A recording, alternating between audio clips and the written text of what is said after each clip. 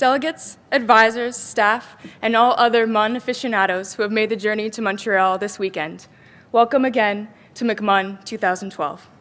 My name is Michaela Nixon, and I had the pleasure to work with all the head delegates for the last 10-odd months in order to get all of you here today. However, this evening, I have the distinct privilege of introducing McMUN 2012's keynote speaker, Mr. Beryl Wajsman.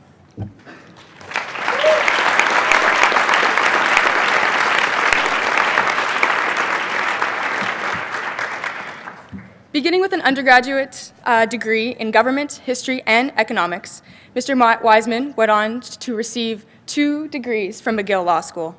Soon after, he embarked on a career encompassing both public policy and public advocacy.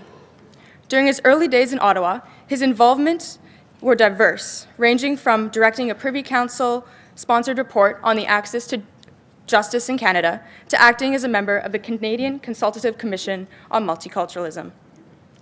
Mr. Wajsman expanded to the international stage, specifically with regards to the issues of urban development, social housing, and public finance.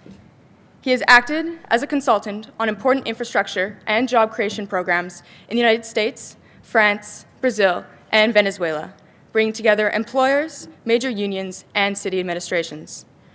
Bringing his experience to bear here at home, he has built the Institute for Public Affairs of Montreal into Canada's largest public interest advocacy alliance. As founder and president, Mr. Wajsman has guided it into providing institutional assistance and advice on the critical 3 H's of social ills: health, hunger, and homelessness. Mr. Wajsman considers the Institute's most unique achievement to be its success in bringing big business and big labor together in common cause with activists to represent the most unempowered and disenfranchised in society. Building on his belief that media and activism go hand in hand, he launched in 2005 what is now the Metropolitan. A year later, he began his critically acclaimed Last Angry Man radio show. He then broadened the marriage of media and social activism by taking on the editorship of The Suburban, shifting its emphasis to advocacy journalism. A frequent commentator in the electronic medium, he has appeared on CNN, CTV, and CBC, just to name a few. As well, his opinions and views have been published in numerous prominent print media publications, including Time Magazine, the New York Times, the National Post, and the Jerusalem Post. Mr. Wajsman is also the recipient of the Martin Luther King Jr. Award for the promotion of human dignity. As is evident by this small fraction of his resume, Mr. Wajsman's past 30 years in the intersecting realms of politics, community activism, and media have been as effective as they have been diverse. So, without further ado, please help me to welcome the keynote speaker of McMUN 2012, Mr. Beryl Wajsman.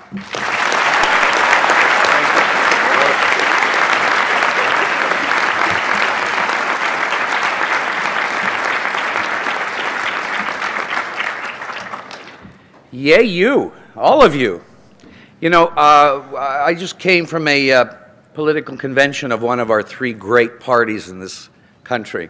In fact, my friend Bridget Garceau is sitting here. She just finished her term as a national vice president of one of these 3 great parties. And I tell you all that if that party had had the dignity and the comportment and the organization of all of you here, it would not be out of government. So yay, all of you.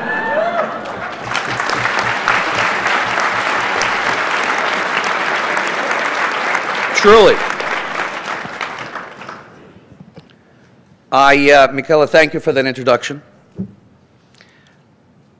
I want to sincerely thank Nir and Adit for the opportunity to speak to all of you.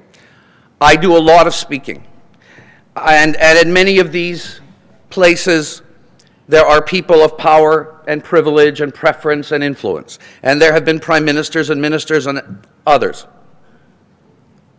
It is far more important to speak to an audience like you. Nir spoke of change. We have used that word too much. We have cheapened its meaning. But in speaking to an audience like this, you are a parliament of the world. And you're not going to hear necessarily encouraging things from me. I don't have an optimistic view of things. There's a place for optimism. But tonight, I want you to hear what have been my truths. And not just in the things that I have done that Michaela has described to you, but how information has affected my life and others in the realm of international relations and in the realm of intelligence. You're not going to be necessarily comforted by these words, but you will be challenged by these words. Each of you here is privileged. And I don't mean that in the sense that all of you here have a check from Daddy to make your lives at university easy. Many of you work. But each of you here, through the people that you will meet, through the commitments that you have made, through the knowledge that you have absorbed, will have a responsibility. You too belong in that group of whom it has been said, to those to whom much is given, from them much is expected. One thing that will be expected from all of you when you go to the four corners of the world is that you stand for what's true. Is that you don't balance interests, you challenge interests. Is that if you understand one fundamental idea, it is not to fall in love with the current PR. The theme of your conference is information, the new currency of international relations. And it is a noble and appropriate theme. But let me start to blaspheme. The real theme should be disinformation, the very old currency of international relations, and the very real danger to so many of you in the home countries that you come from and here in Canada. That is your challenge. You are all here capable of effecting, if not change, partnerships in all of mankind's transcendent yearning for redemptive change. Change as a word is like sale, 50% off. What kind of change? The kind of change that Bobby Kennedy spoke about in Soweto in 1965, when he said, and what he said could be a description of your responsibility in this room. You don't get out of here scot-free. And what he said was that from 1,000 centers of energy and daring, you can will a difference. You can throw a pebble into the calm lake of apathy and lethargy. And those pebbles can create a wave that will tear down the mightiest walls of oppression and resistance. That is your challenge. That is what I want you to take away from here tonight, at least from my comments. I don't want you to be comfortable. I don't want your minds tonight. If in the next half hour I touch your hearts and I touch your spirits, that will be enough. I want you to walk away with some feelings. You know, international relations is not a science. Yes, I went through it too. It's not. They're wrong. International relations is an art, and it is the art of the management of people. The recognition of which aspirations are noble and which are not.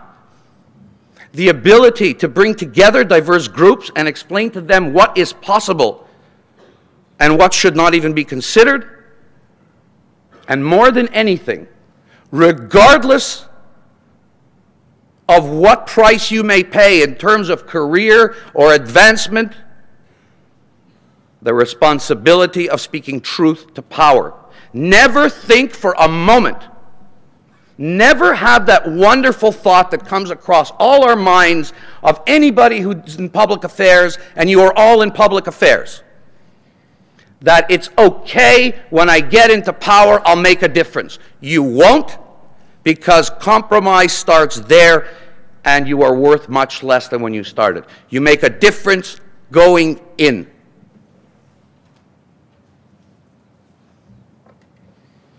There's a story told of a Persian king.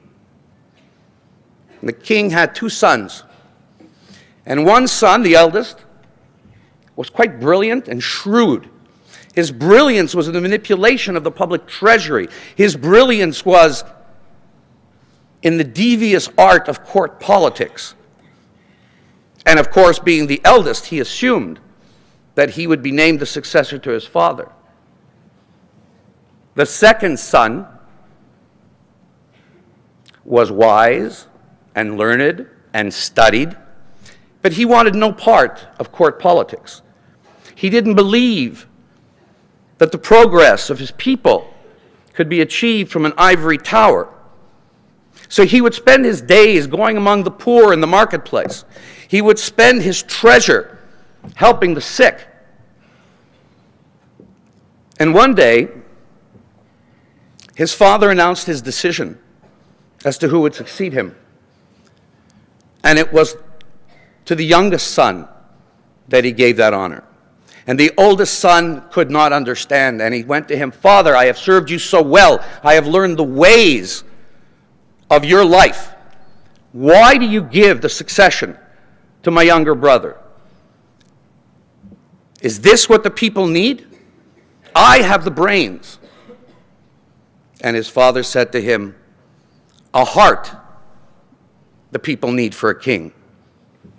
A soul the people need for a king." Reason is important. The mind is important. But not if it is devoid or annuls the heart and the spirit that makes us different from the animals and is at the heart of any social contract.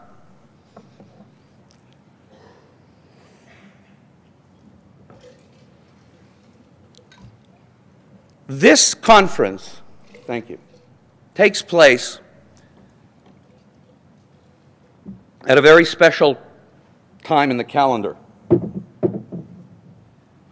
I'm not a particularly religious or observant person, but the past 2 weeks are the days of my faith. They need to be the days of yours, to understand the new currency are merely the cloaks of the old treacheries. Tomorrow is the 67th anniversary, commemoration is a better word, of the liberation of Auschwitz. Tomorrow. Now, it is important enough in itself to remember. But in terms of the theme of this conference, of what you will be considering, the idea that disinformation is the old currency and must be discussed, and you must find the ways to examine it, to find it, and to respond to your people about it. We get very excited about the information revolution. Citizen journalism. Near referenced it. The Arab Spring, people in the streets. This is not new. The speed is new. But do we really get the truth? In 1917, Lenin said, revolution is repetition. He said, give Trotsky the army, give me a printing press. 1917. What was important about Auschwitz in terms of this conference, besides the fact that you saw, and you must remember, that the most civilized nation on earth can degenerate into hell?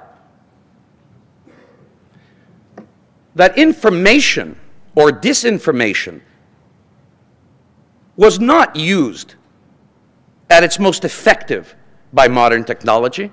It is not today that we have seen the greatest, and when I say the greatest, I don't mean the best, I mean the most effective, even though tragic consequences of it. It was in the 40s. And Auschwitz's creation was the result of a regime whose minister of propaganda, Joseph Goebbels, said, "Repeat a big lie often enough and the broad mass of the people will believe it." He was right. He was not right in his lies, he was right in the tactics. And Auschwitz was liberated by the Soviet Union, whose leader, Joseph Stalin, mimicked the same words. Information as the new currency of international relations. Disinformation as the old currency that is the greatest threat to international stability. It is 50 years since President Kennedy warned us that we live in an age of instant communication and instant destruction. You need to remember that. You may ask yourselves, what's he talking about? Today, nobody could get away with murder. We see it everywhere. Except, of course, you all know that's not true. Let me work backwards. The Arab Spring. We saw brave images. We saw citizen journalists.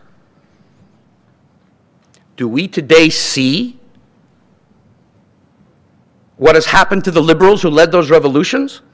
And I say liberals with small l. Do you hear one word of the murder, the torture, the marginalization of the liberals across North Africa and the Levant? And yet they are being marginalized and imprisoned everywhere. Erwin Kotler has said in so many places and to so many audiences, Holocausts begin with words, not with bullets. We witnessed that in Montreal just this week with the deportation of Leon Mugesera, the man who sparked the butchery of Rwanda with a speech. A speech. Why don't we hear about what's happened to the liberals in all these regimes? Because disinformation is, as always, the old currency of international relations. Disinformation is what your generation, all of us, everybody has to guard against. Disinformation is something you feel in your gut because you have decency. You merely need leaders to show you the courage to use it because you learned it at your mother's knee. Disinformation is what you need to tell your leaders wherever you go. This far and no further, the emperor has no clothes. Disinformation as the old currency. Disinformation provides simply new cloaks for the old tyrannies. CBS recently did a study in China of 20-year-olds. And out of hundreds of students, 2 remembered Tiananmen Square. 2. 2 even heard the name. 2 remembered the image of the lone young man standing in front of a tank. Because that nation suppresses information, suppresses free speech, suppresses free thought. Information cannot be celebrated in a vacuum. We cannot merely say, this will not happen again, because we instantly see it. And clearly the world will rally. The world has a conscience. No, the world has no conscience. The world has interests. You, each one of you, have a conscience. And if you sell your conscience for career or advancement without conditions, then each generation is lost. You cannot simply go forward and say, well, look, I was part of that committee at the UN that allowed that to happen. We helped the rebels in Tunisia. We helped the people on the streets of Libya. Without at the same time examining that not only has this organization, the noblest and best hope of man, been led down to such a low limitation of narrow circumstance that it does not even know how to drag itself out of its own lies and deceit. We sit here, as Near eloquently said, entering 4 days where you will be discussing how to make life better. Do you know what the biggest issue at the UN is this weekend? How to get itself out of a PR fandango that it could never have imagined. Because as Near was just saying and sharing what we all felt, the hope for people throughout the Middle East, 2 months ago, my friends, at the height of dozens of people being killed in the streets of Homs and Damascus in Syria, Syria was elected to the executive of UNESCO and elected to the 5-person executive committee of its human rights organization. Only 3 days ago, did UN Watch in Geneva manage to cobble together an alliance of democratic nations who have now convinced the United Nations to put a stop to this. Information, imagery, can be deadly. How can we, on the one hand, all of us in this room, whether working inside United Nations organizations or outside of them, have passionately advocated for the end of the Assad regime, have passionately advocated for more transparency, have passionately advocated for an end to governments based on theocratic tyranny.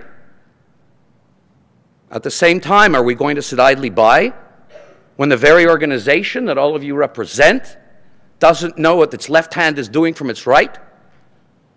Is the point of information as the new currency of international relations merely to be a leverage? Well, if we tell the world that you're good, you'll be good. Well, Mr. Assad, you're on your Nescos. You're there now. No, my friends, that's not the way it happens. And that's not why so much blood has been shed. Because the currency of international relations has been, always will be, blood and courage. It can be nothing else. You know, there have only been, strangely enough, 3 periods, just 3, in the modern international system, just 3 foundations upon which has been built. The first, in the 17th century, was the Peace of Westphalia that put an end to the 30 Years' War. That peace spoke of only one thing, and one thing only. Don't worry, I'm not doing the speech, I just wanted a quote. Sovereignty. After 30 years of war, European nations concluded that if sovereignty, physical sovereignty, would be respected, maybe they wouldn't kill each other anymore. But what that Peace of Westphalia imposed was collective fiat.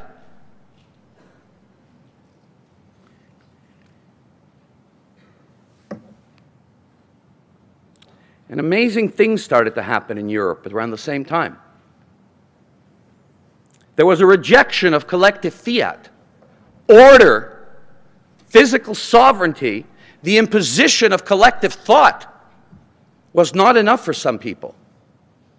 And out of the midst of the middle of that century, at the same time that the leaders and the barons and the kings and the dukes were making that Peace of Westphalia, 2 men, one a social outcast in London for his views named John Locke, the other a man who had been excommunicated from his community named Benedict Spinoza in Amsterdam, conceived of what is till today man's last best hope, the idea of liberalism. No, not political party liberalism, not the liberalism of the salons, of the people who think that the only problems left in the world are that there are not enough bike paths. The liberalism that says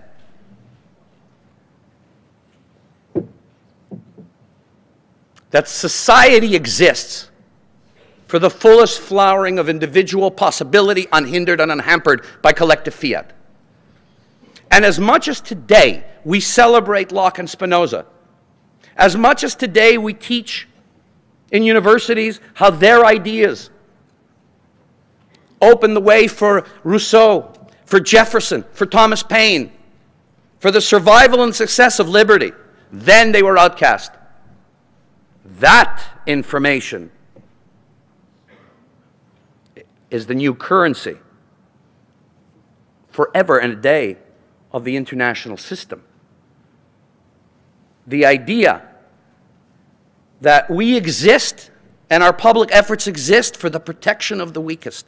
For those societies who respected the rights of the individual, ipso facto respected the rights of every collective. Those societies who imposed the rights of the collective in the name of some greater good on each individual ended up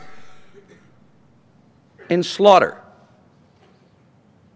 Because one collective could have a wonderful, cherished dream of brotherhood. The other guy's collective is gassing 300,000 Kurds in northern Iraq. And the world stays silent because the Kurds didn't have oil. And the Kurds didn't have a nation that they'd been promised since the Treaty of Versailles. So we had 250 years where the idea of sovereignty was paramount. Words matter, my friends. Words matter. Sovereignty was disinformation. Sovereignty was simply a temporary respite where the powerful could remain powerful in their corners. Then we had World War I. Yes, we had the American Revolution, the French Revolution, everything that followed from Locke and Spinoza. We had the failed revolutions of 1848 to 1850.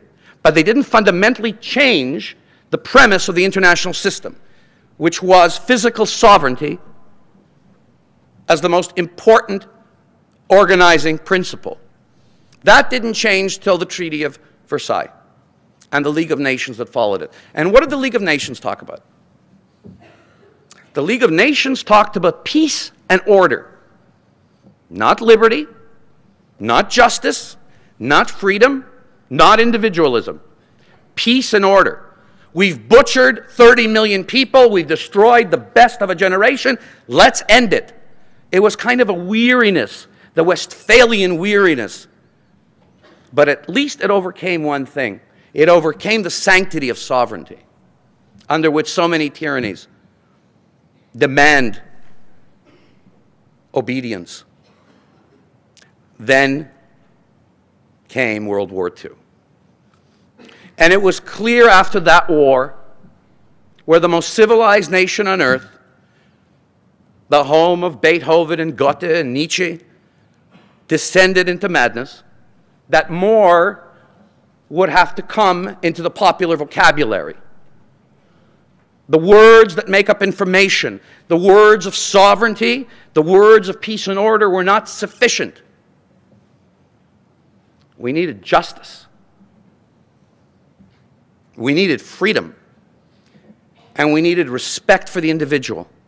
300 years after the Westphalian peace, the world finally got it for one brief shining moment. And the words that the world got were written just up the hill. Just up the hill. In the halls of McGill, in the halls of its law school, a young man named John Peters Humphrey had the privilege and honor to draft the Universal Declaration of Human Rights. And I know you've all heard it, but I want to read 3 phrases. You've studied it, but I want you to listen to it. Don't just hear it. Listen to it with your hearts, not your minds. Don't discount the hopes of 1947 and 1948. The Universal Declaration of Human Rights said, recognized the inherent dignity and the equal and inalienable rights of all members of the human family. 1. Equal and inalienable rights. Human family. Family is composed of what? Come on, this can be Socratic. What? A family is composed of what? Individuals. In another paragraph, all human beings, read individuals, are born free and equal in dignity and rights and endowed with reason and conscience. Now, that may have been quite an assumption to assume that all individuals have reason and conscience, but that is what we have to strive for. And finally, everyone has the right to life, liberty, and security of the person.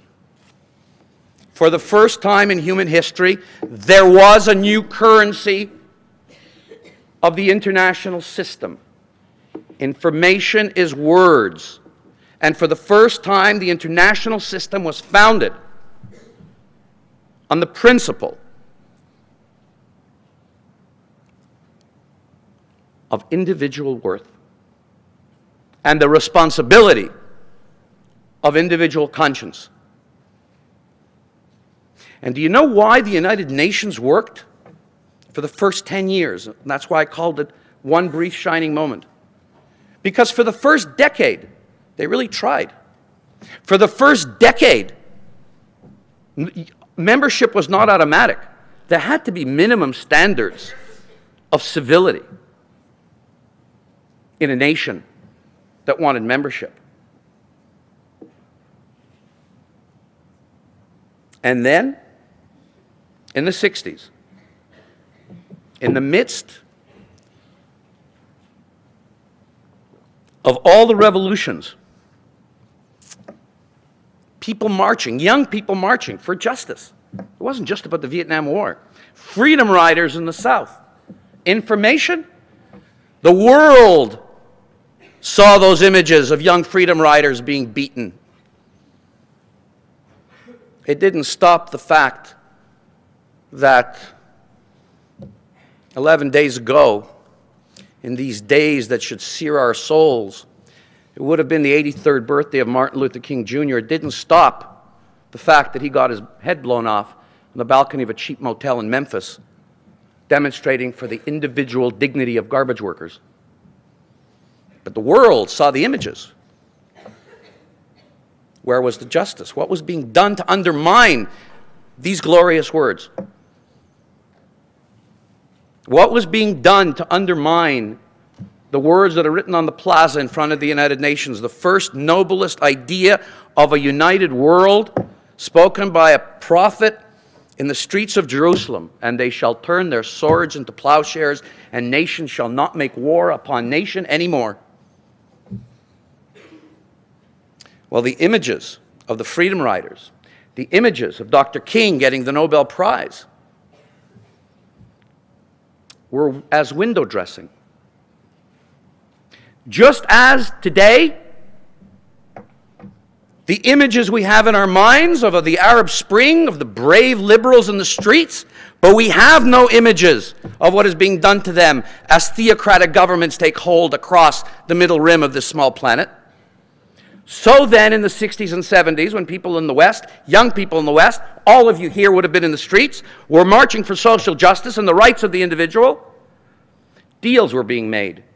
Deals were being made of and a return in the international system back to Westphalian standards.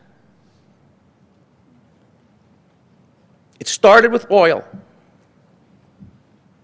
It started with the abandonment by Western interests who had discovered oil in the Middle East, who had organized the oil production process, who had given jobs, who had given money.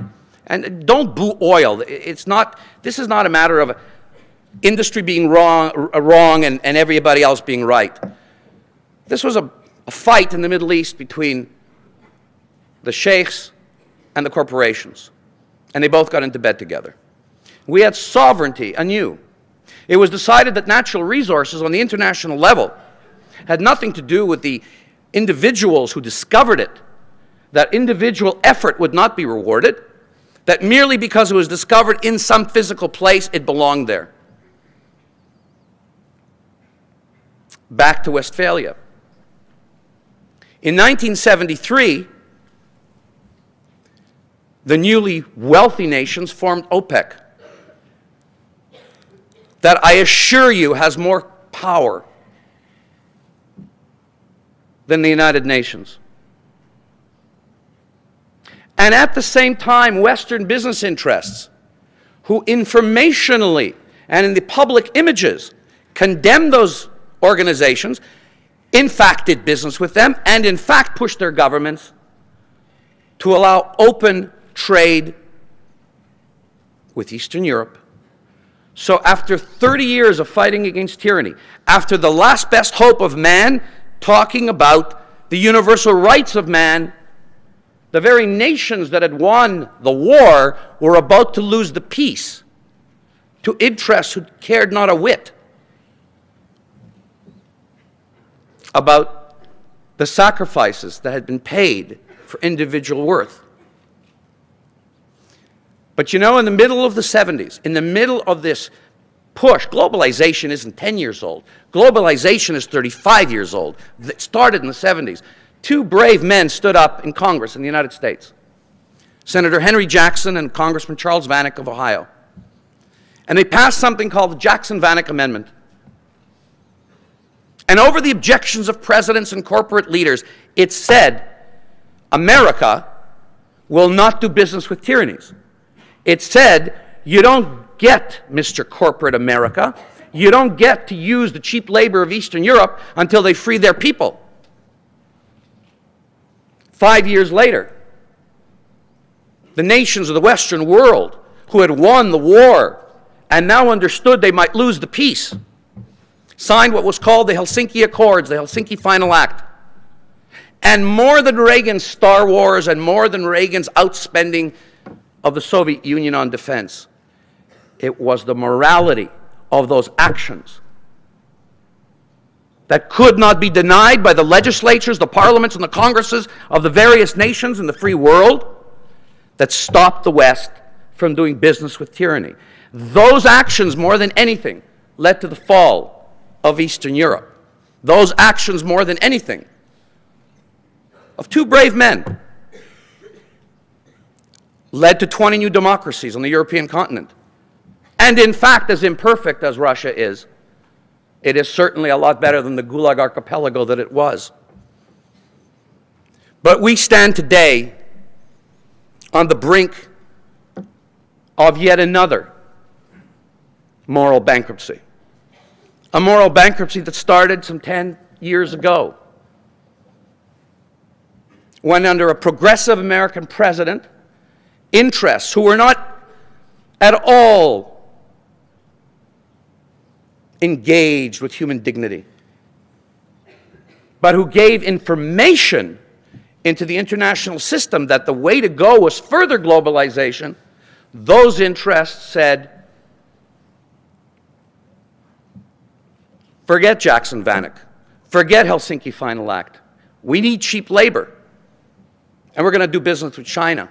Forget the fact that 20,000 people are killed. And if they have to kill 2 people in China, they're killed with 1 bullet, and the bill is sent to the family. Forget the fact of the persecution of the Falun Gong and Muslim minorities in the Northwest. Forget all that. Forget the fact of slave labor, that the workers in China are made to sleep in factories and work 20 hours a day. We need their labor.